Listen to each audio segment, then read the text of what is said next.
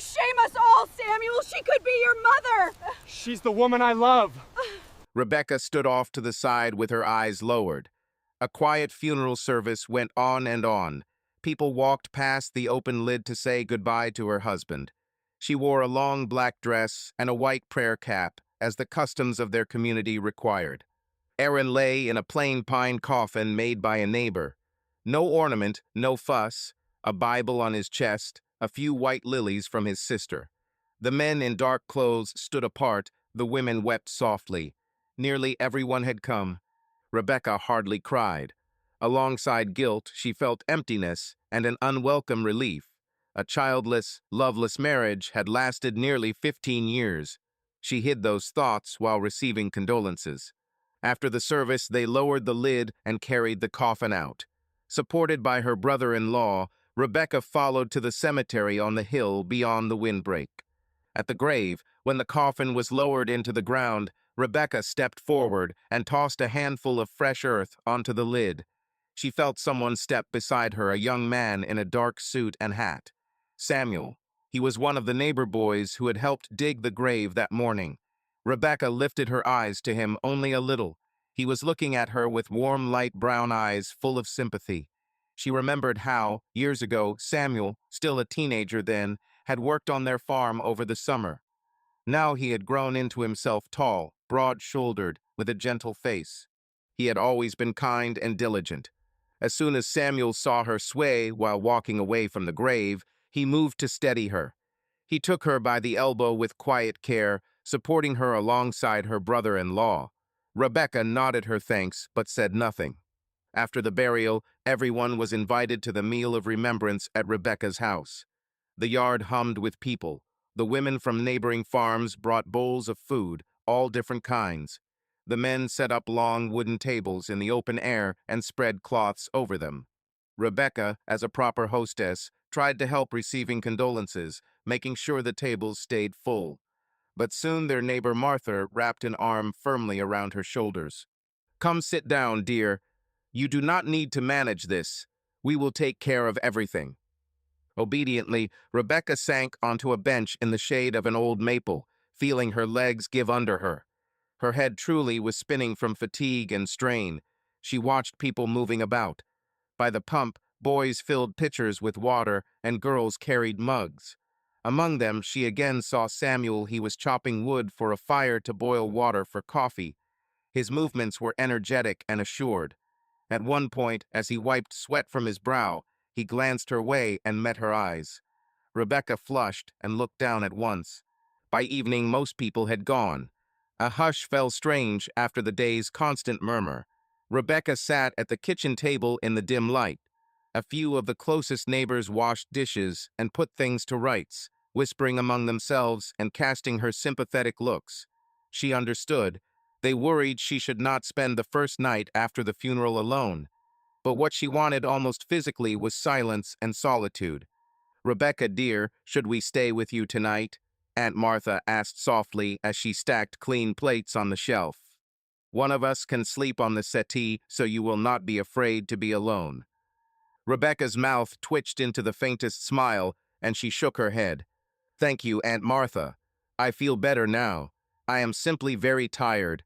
I want a bit of rest by myself," she answered quietly. "I am grateful you are all near, but for tonight I would like to be alone." The neighbors exchanged looks of understanding. Martha patted her hand. "All right, child. If you need anything, we are very close by. Come over, do not be shy, even in the middle of the night." "All right," Rebecca nodded. At last, everyone left. She took off her prayer cap and hung it on a hook. Her dark brown hair spilled over her shoulders. Freed from its tight bun for the first time in hours, her head felt lighter. Rebecca brushed a hand over her face.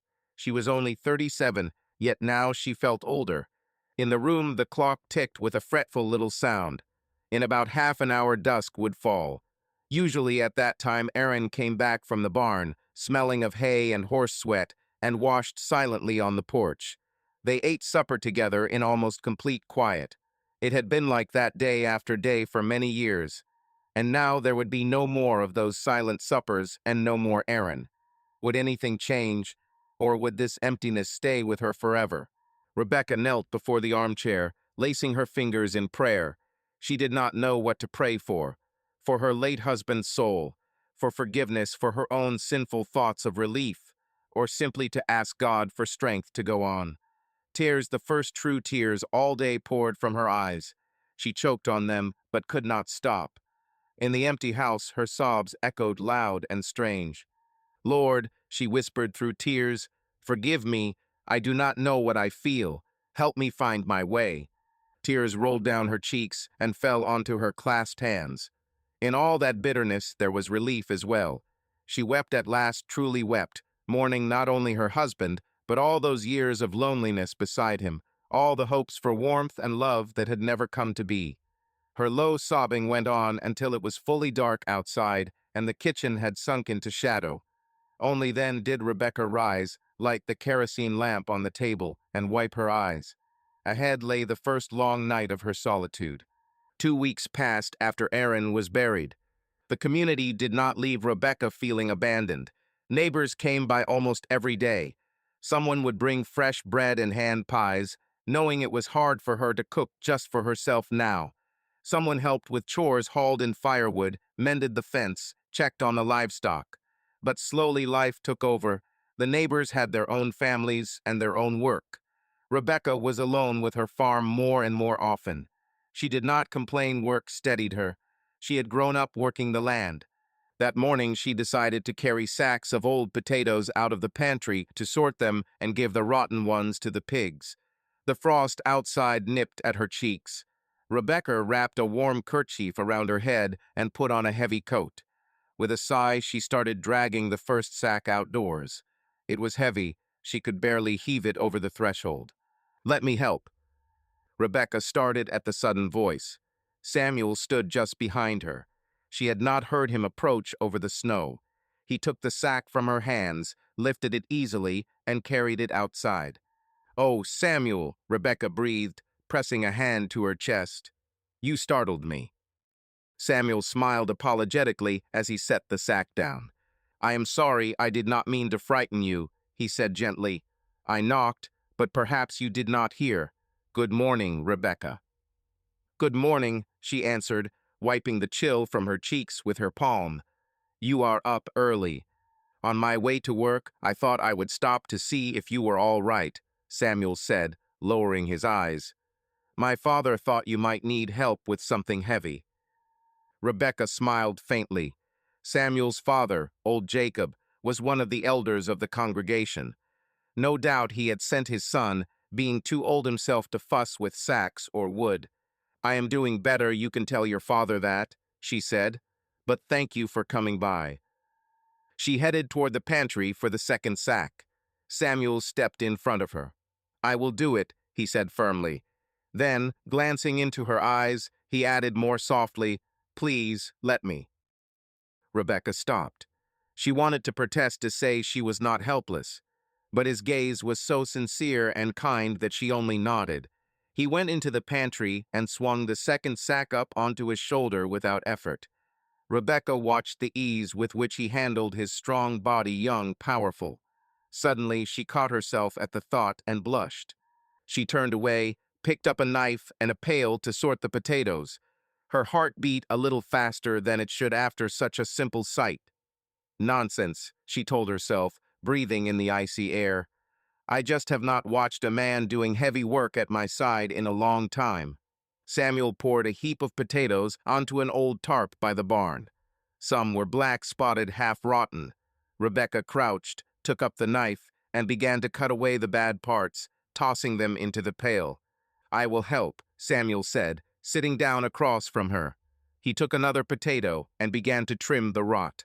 For a few minutes they were quiet, the only sounds the scrape of the blade and the rustle of straw in the wind near the barn. The sun rose higher and steam lifted from their breath. How are you, Rebecca? Samuel asked at last in a low voice, not looking up from his task. Being on your own. I am getting used to it, she answered just as softly. At first it was very strange to wake up alone, and now I think the Lord is giving me strength. She did not want to admit how hard the nights were when no one could see, that she talked to herself in the empty kitchen, that out of habit she still sat two places at the table. That was too private. Samuel nodded. He stole a glance at her face. In those 2 weeks, Rebecca seemed to have grown a little thinner. Shadows lay beneath her eyes, though she carried herself with dignity. "We are all praying for you," he said quietly. "At the last meeting, we prayed as a congregation, too."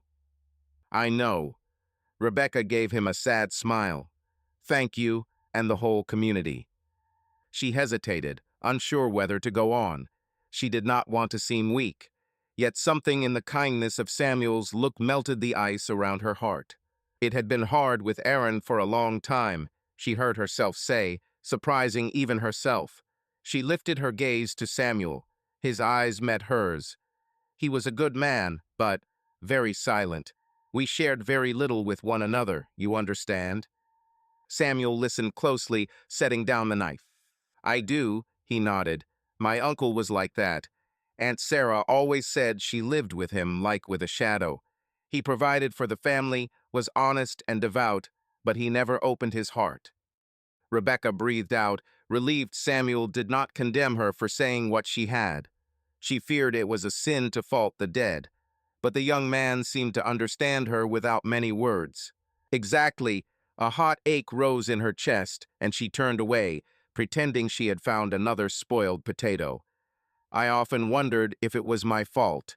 Maybe I did something wrong that made him withdraw." "Please do not say that," Samuel objected gently. "You were a good wife to him. Everyone knew that." Rebecca smiled sadly. A good wife, meaning she fulfilled her duties. Yes, she had tried. But was that the heart of marriage? She kept quiet, not wanting to bare her soul further. They finished sorting the potatoes. Samuel took the bucket of rotten pieces to the pigs and hoisted the sound ones back into the sacks. When everything was cleared away, Rebecca brushed the dirt from her hands and stood. "Thank you, Samuel," she said sincerely. "Without you, I would not have done this in even 2 hours." Samuel blushed a little at the praise. He set the bucket by the fence. "Glad to help. I will come by tomorrow as well, if you do not mind." Rebecca started to refuse to say he should not trouble himself. But when she looked at his open, hopeful face, she could not force the word out. Besides, she realized she was glad to hear it. "All right," she said softly. "If you have time after your own work, I would be grateful." "I will make time," he answered at once. They stood for another moment, not knowing what to say in parting. Cold air steamed between them. "Well, goodbye for now, Rebecca," Samuel said at last, setting his hat on and straightening his coat collar. "Take care of yourself." "You too," she answered. She watched him go through the gate and follow the lane toward his family's place, a few farms from hers. In the distance, his dark figure blended with the bare trees against the gray sky. Rebecca stood for a few more minutes without realizing her feet were freezing to the snow. Warmth spread in her chest. She had almost forgotten what it was to speak easily with someone, to feel upheld. "Thank you, Lord, for a good neighbor," she thought as she went back inside. But the moment she crossed the threshold, she started. Was the warmth in her heart too warm for what she ought to feel when Samuel was near? Rebecca stopped short in the middle of the kitchen. Her eyes fell on the Bible lying on the shelf. She removed her kerchief, trying to chase away wayward thoughts. "It is only gratitude," she told herself. "Nothing more. A good young man is showing Christian mercy. Do not dare think otherwise." Yet that evening, as twilight wrapped her house once more, she caught herself waiting for tomorrow with a fresh impatience she did not recognize. She wanted to see Samuel again, to speak with him, even if only about chores and the weather. For the first time since her husband's death, she felt a spark of living interest in her chest, and that spark frightened her as much as it heartened her. Early spring came. More than 2 months had passed since Rebecca was left alone. She still wore a black dress and apron in mourning, though her spirit was tired of all that black. Each morning, when she opened the wardrobe, she saw her favorite dark blue and violet dresses hanging aside, pressed and ready, but not for now. One morning her hand nearly reached for the dark blue fabric, and she checked herself. It was not yet time to lay mourning aside. Guiltily she pressed her fingers to the black sleeve. Was it a sin to want color again when the memory of Aaron was still fresh? Rebecca sighed and put on black once more. That day she expected Samuel. In recent weeks he had come almost every day before his work or in the afternoon when he had an hour free. He had repaired the cattle feeder, replaced a broken board on the porch, and just days ago had brought a gift from his mother, a jar of homemade soup and a fresh loaf. "So that you eat well, Rebecca," his mother had sent word. "You have grown thin, child." Rebecca accepted the gift with thanks, moved by the care and even more by the fact that Samuel delivered it himself when he could have sent it with someone else. That day Samuel had offered to fix the roof on the shed, where the winter snows had left a leak. She set out the ladder and tools and waited. Samuel arrived after dinner, when the sun already held the first warmth of spring. Rebecca was just coming out of the kitchen with a plate of cinnamon buns, still warm from the oven. She had decided to treat the young man, as he always refused to take a single penny for his help. "Oh, that smells so good," he called from a distance, spotting her with the plate. As he came up, he took off his hat and greeted her. "Good afternoon, Rebecca." He, as always, kept a respectful manner, though an easy friendliness had grown between them. Rebecca smiled back at him, the first smile she had allowed herself to give him openly, and saw his eyes light with gladness in return. "Good afternoon, Samuel. I thought you must be hungry," she said, holding out the plate of golden buns. "They just came from the oven." "Thank you." He took one, still warm, and glanced at her gratefully. "You spoil me, Rebecca." "Oh, hush," she waved it off, happy to see his appetite. "It is nothing. I know you always hurry and probably did not stop for dinner." He did not argue. Together they went to the shed. Samuel set the ladder and examined the damaged spot on the roof. "The shingles have rotted here and there," he noted, squinting into the sun. "I think we should replace 3 or 4 boards. Do you have any lumber?" "Yes, there are some boards in the barn, left from the fall." Rebecca nodded. "I will bring them." She set the plate of buns on a shelf in the shed and went for the boards. When she returned, Samuel had already taken off his jacket and climbed the ladder to inspect the roof. She handed up the tools and boards he needed. The work went quickly. Rebecca stood below, steadying the ladder, while Samuel moved sure-footed over the roof. He pried up a few rotten boards, tore away the old shingles, and began nailing the new ones. Now and then chips and dust rained down. "Be careful up there," she called when it seemed he leaned too far over the edge. "Do not worry, I have a solid hold," he answered from above, smiling at the corners of his mouth. Rebecca noticed that smile in the past weeks. She had begun to sense even the smallest shifts in his mood. At last the job was done. Samuel climbed down, wiping sweat from his forehead. Rebecca handed him a mug of cold water from the well. "Thank you," he said gratefully after he had drunk his fill.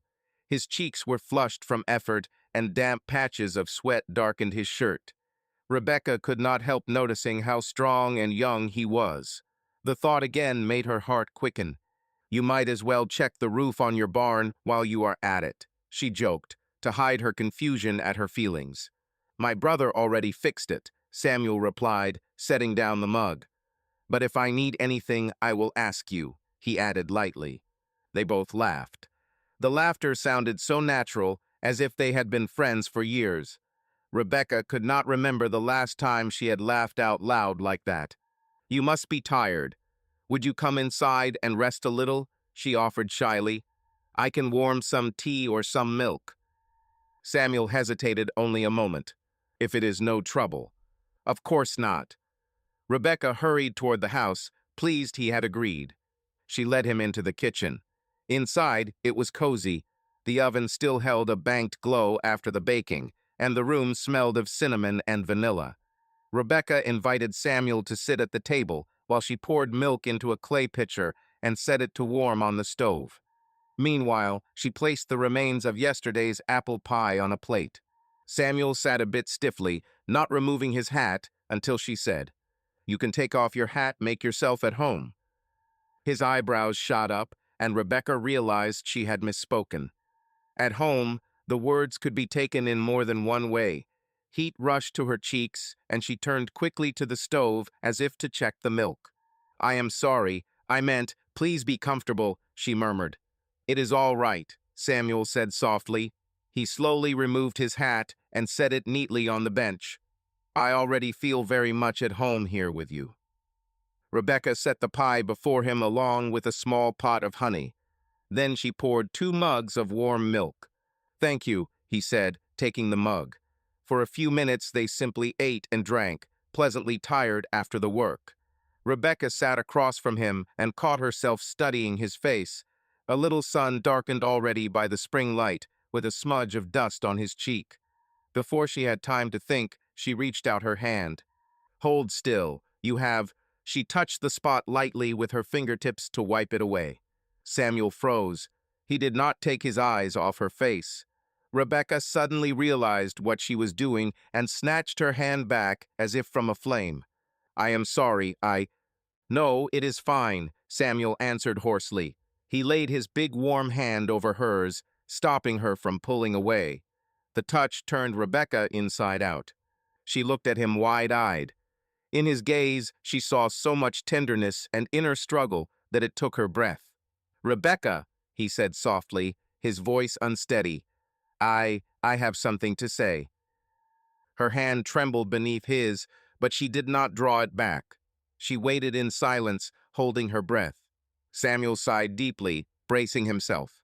"I know this may be out of place," he began in a muted voice, "but over these weeks, I feel something more for you than respect or the wish to help." Rebecca flinched. She knew words were being spoken that were not supposed to be said. Forbidden words. But she could not stop him and did not want to. You have shown me what?" he faltered, searching for the right word. "What true warmth of spirit is. I am well with you, Rebecca. Wonderfully well.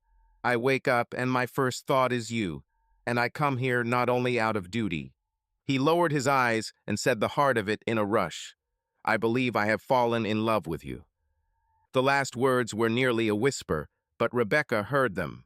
Her heart struck hard joy and fear at once. She was not ready to hear it out loud, though she felt something of the same herself. Her silence frightened Samuel. He jerked his hand back, letting her fingers slip from his. "Forgive me," he breathed, drawing away on the bench. "I should not have.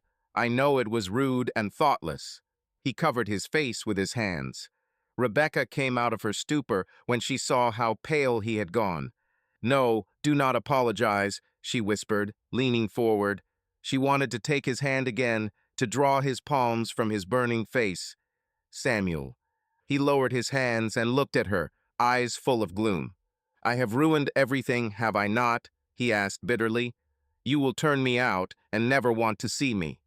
"Do not say foolish things," Rebecca interrupted gently. She dared to lay her hand over his again. This time she did it knowingly, though her heart pounded. "You have not ruined anything." He studied her, trying to read what lay behind her words. Slowly, Rebecca smiled through the tears that had sprung up from the strain. "It is very good for me when you are near," she confessed barely above a breath. Those words unlocked the tension like a key.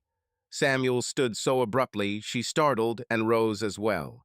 He came around the table and stopped right in front of her. She stepped back half a pace toward the stove, her chest trembling. They stood so close she could see her reflection in his eyes. Samuel lifted a hand and with his fingertips brushed a loose strand of hair at her temple where it had escaped beneath her cap. "You are so beautiful," he whispered, and she hissed softly, her hand gripping the hot edge of the stove behind her. "Do not," she breathed, but there was no firmness in her voice. She simply did not know what to do. Her mind cried out about the sin of such closeness, but her body stilled, longing for more. Samuel bent nearer. She felt the warmth of his breath. A heartbeat later, his lips touched her brow where the strand of hair showed. That innocent kiss burned hotter than fire. Rebecca shivered head to toe. An inner voice called her to come to her senses, to stop, to push him away. Instead, she raised her face, and Samuel's lips found hers. They kissed clumsy, trembling, hungry with tenderness. For Rebecca, it was the first true kiss of her life. Aaron had never kissed her like this. This kiss felt like a promise of everything she had been denied. Her hands rose of their own accord and rested on his chest. Under her palms, she felt his heart pounding wild. Carefully, Samuel put his arms around her shoulders and held her, as if afraid to startle her. When they drew away, they were both breathless. Rebecca lowered her eyes, stunned by what had happened. Samuel looked dazed as well, but happy. He touched her chin with a finger, lifting her face lightly so he could look into her eyes. "I never dreamed," he whispered. "Rebecca, you." He did not finish. From the gate came a voice. "Rebecca, are you at home?" Both of them flinched like culprits caught red-handed. It was Martha's voice. She was coming toward the house. Rebecca sprang away from Samuel and stepped back several paces. Her heart nearly burst had Martha seen anything through the window. Samuel snatched up his hat from the bench. Rebecca hastily straightened her cap and smoothed her dress with a hand, trying to look ordinary. "Rebecca," Martha called again, closer now. "Coming," Rebecca forced her voice to sound steady. She looked at Samuel. He was tugging his hat on, his eyes bright with alarm. "Come later, tonight," she whispered quickly. "We need to talk." He nodded wordlessly and slipped out the back door into the garden. As soon as he disappeared, Martha appeared in the entry. Rebecca did her best to greet her neighbor warmly, though inside everything was in an uproar. Her cheeks burned, and her lips still tingled from the kiss. Martha handed her a basket of apples and a jar of canned beans, a gift from another neighbor. Rebecca thanked her and listened to the usual bits of country news, nodding, but hardly made sense of the words.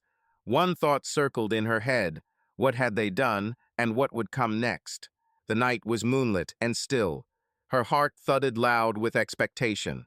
She had never in her life set a secret meeting with a man. The thought alone brought heat to her cheeks and made her head spin. But tonight fear and shame fell behind the power of the feeling that had broken free that afternoon. The door creaked softly. Rebecca started, then at once recognized the tall shadow in the doorway. "It is me," Samuel's whispers sounded in the dark. "Come in quickly," she whispered back, standing. "I did not light the lamp so that no one will notice." He slipped in and pulled the door to. The room was almost black. Only a pale strip of moonlight slid through the curtain. It was enough for them to see each other's outlines. For a few seconds they stood in silence, unsure how to begin. At last Samuel stepped forward and took her hands in his. "Thank you for calling me," he breathed. "I could barely wait for everyone at home to fall asleep." Rebecca squeezed his fingers. The hours had seemed endless to her as well. "We need to talk," she said, her voice trembling. "I know," he said, moving a step closer. "But first, I have to do something." He drew her gently to him. Their second kiss was bolder. Rebecca slipped her arms around his neck, allowing herself to forget everything for a moment. His embrace was strong and careful at once, as if he held the dearest thing he owned. At last Samuel pressed her head to his chest. She heard the quick beat of his heart.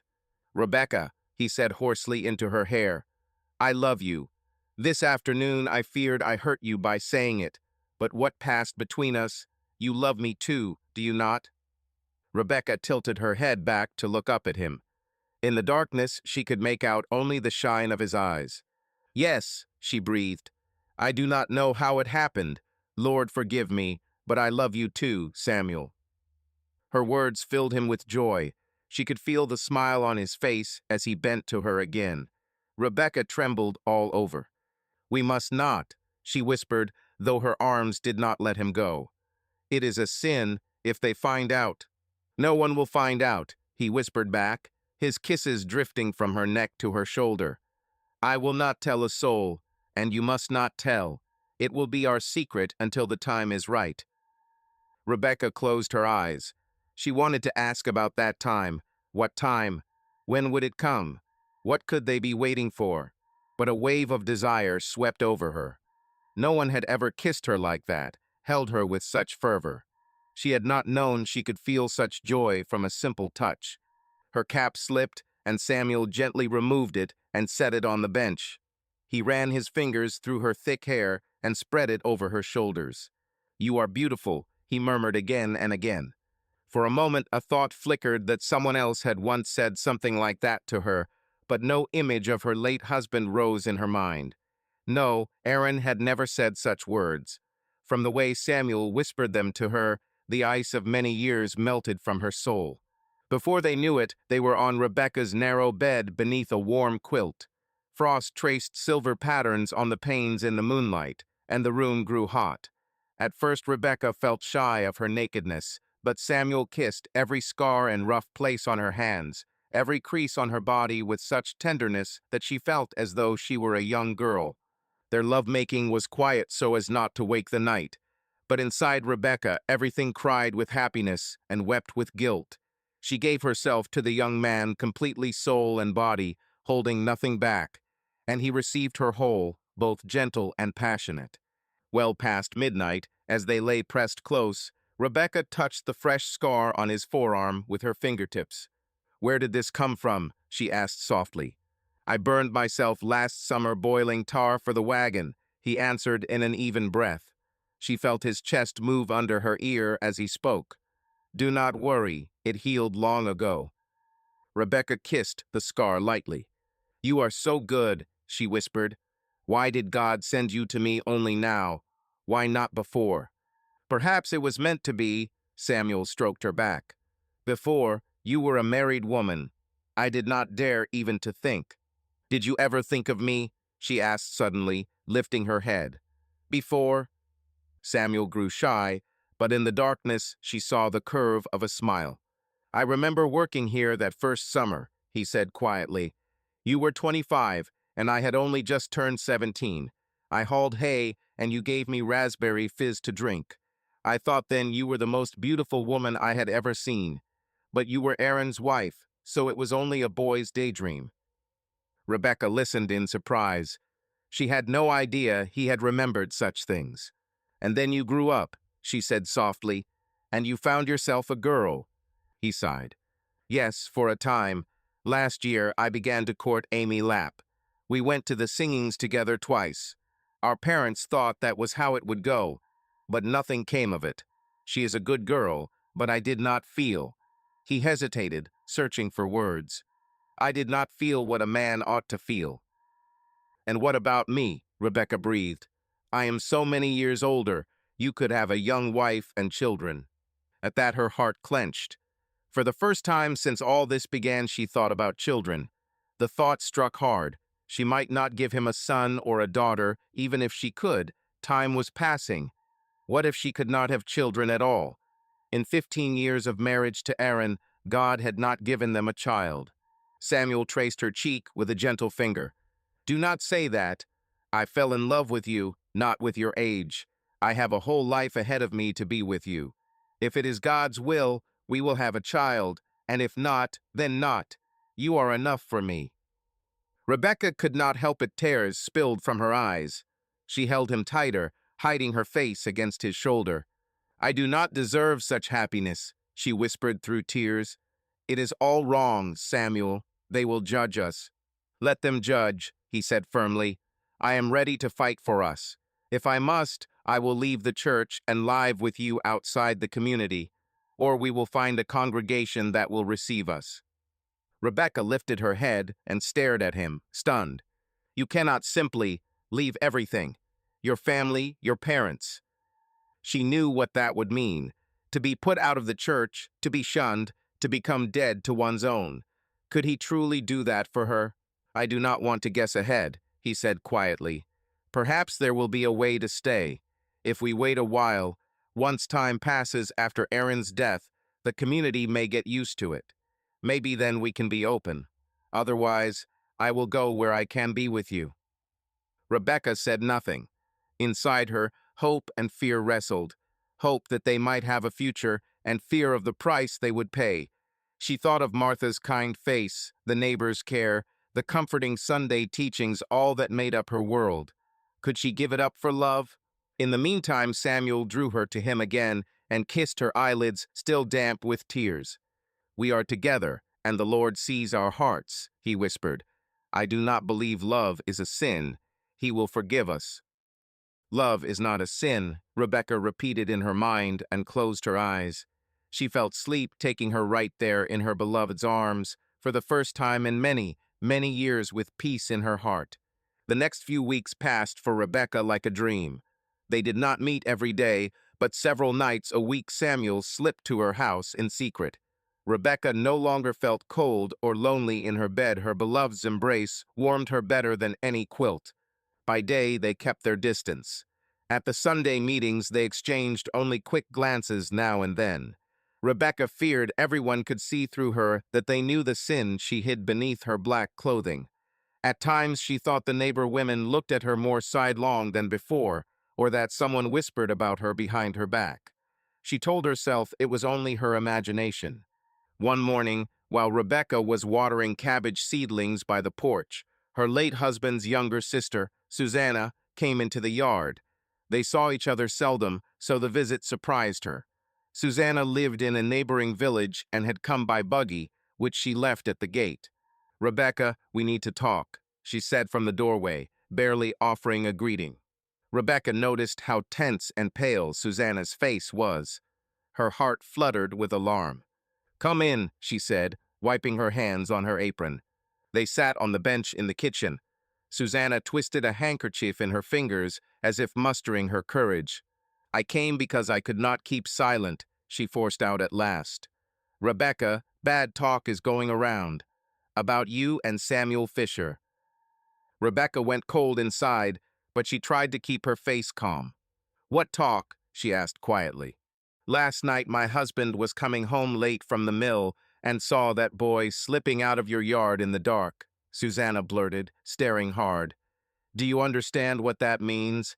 He was at your house at night, alone with you." Rebecca felt the blood drain from her face. She could not find words. Her fingers worried the edge of her apron without her willing it. Her heart hammered wildly. He was only helping me," she whispered, knowing how foolish that sounded. "Helping you in the middle of the night?" Susanna shot back. "Sister, I understand. You are a young widow, alone, but this is a disgrace. If it is true, you have broken your vow and lain with a man not your husband. That is a great sin, Rebecca." In the last words, Susanna nearly cried out, and indignation rang in her voice.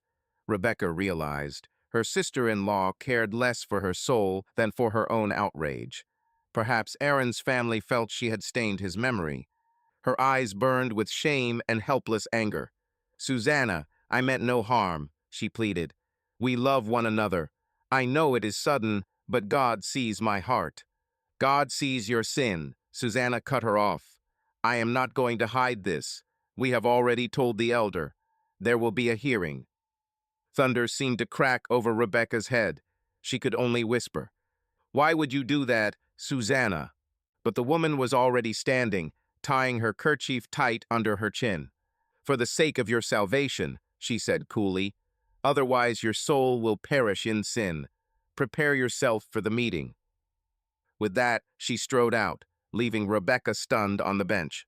That evening, two church leaders came to Rebecca's house, Elder Jonas and Deacon Peter.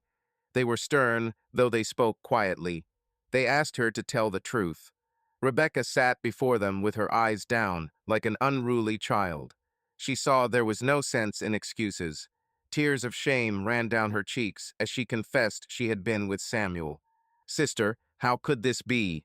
Elder Jonas shook his head in sadness. "You are an honest, God-fearing woman, and were the wife of our brother Aaron.